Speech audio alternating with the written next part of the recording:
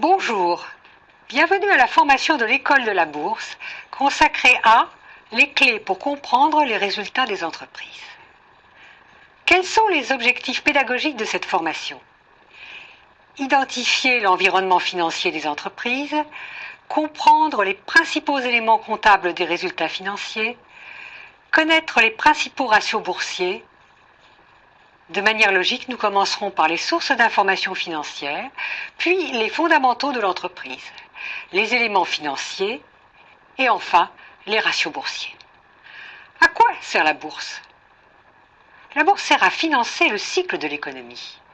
On prend l'épargne, on la fait passer au travers d'une grande machine que l'on appelle la bourse, et l'on émet soit des obligations pour financer les administrations ou les entreprises sous forme de dette, soit des actions qui sont des parts de capital des entreprises. Si nous revenons longtemps en arrière, 19e siècle, nous constatons que sans le marché boursier, on n'aurait pas pu connaître les révolutions industrielles, on n'aurait jamais pu lever des capitaux au travers des sociétés anonymes sans les marchés financiers. Donc la bourse n'est pas un casino, la bourse a réellement une utilité économique.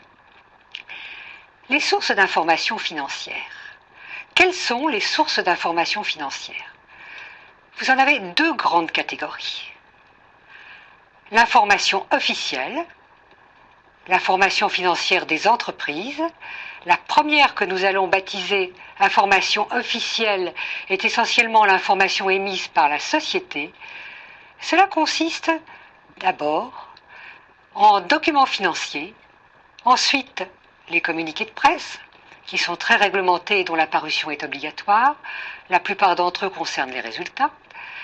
Les conférences de presse et les réunions d'analystes, enfin quelque chose qui se développe de plus en plus et qui est particulièrement attrayant et intéressant à consulter, les sites internet des entreprises.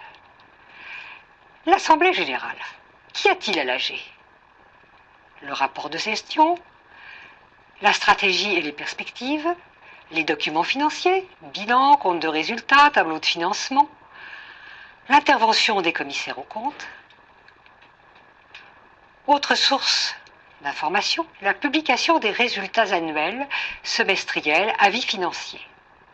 Les publications annuelles et semestrielles sont obligatoires et les avis financiers qui sont émis par la société font l'objet de communiqués de presse. La communication financière.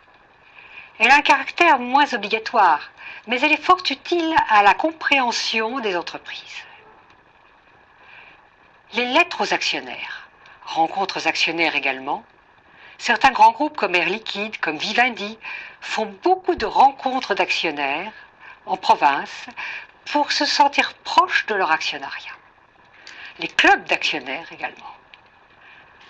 Les grandes entreprises cotées les développent de plus en plus, ce qui leur permet d'avoir un contact personnalisé avec leurs actionnaires et de répondre d'une manière beaucoup plus fine à leurs attentes.